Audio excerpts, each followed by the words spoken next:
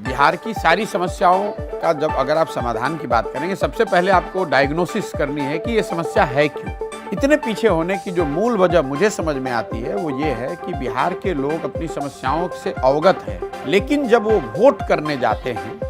तो बिहार में जो वोट पिछले 30 साल से हो रहा है वो सिर्फ 4 ही मुद्दे पर हो रहा है। पहला मुद्दा लोगों को के मन में वो जाति का एक असर है, उसका भले कुछ भला ना हो, भले उसके जाति का नेता उसके लिए कुछ ना कर रहा हो, लेकिन लोगों को लगता है कि मेरे जाति के आदमी को मैं अगर वोट दूंगा उससे मेरा मान सम्मान, मेरी जीवन, ये एक फॉल्स नोशन है, लेकिन पीपल टेक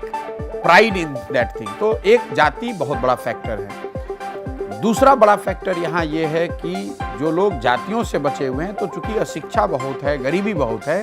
तो ये जो धर्म का पोलराइजेशन है, तो जो जाति पर नहीं दे रहा वो धर्म के नाम पर दे रहा है, हिंदू मुस्लिम के नाम पर दे रहा है, राष्ट्रवाद के नाम पर दे रहा है। तीसरा, चूंकि लालू जी का एक यहाँ बहुत बड़ा राजनीतिक प्रभाव रहा है,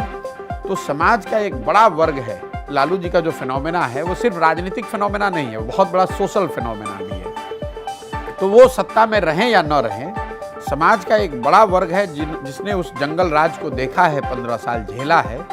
उसको लगता है कि चाहे गरीबी रहे, रोड न बने, न बन पाया कोई बात नहीं, बच्चे की पढ़ाई ठीक नहीं है, बाहर भेज के पढ़ा लेंगे, वो जंगल राज वापस नहीं लौटना चाहिए। तो एक बड़ा तबका ऐसा है जो लालू जी के डर से भाजपा को वोट करता है। और चौथा, जो हमारे मुसलमान लोग हैं, जिनकी दशा बिहार में दलितों के बाद सबसे ज्यादा खराब है। ये जो 4 चीजों को जब तक हम लोग तोड़ेंगे नहीं, इससे निकलने का रास्ता लोगों को नहीं दिखेगा, तब तक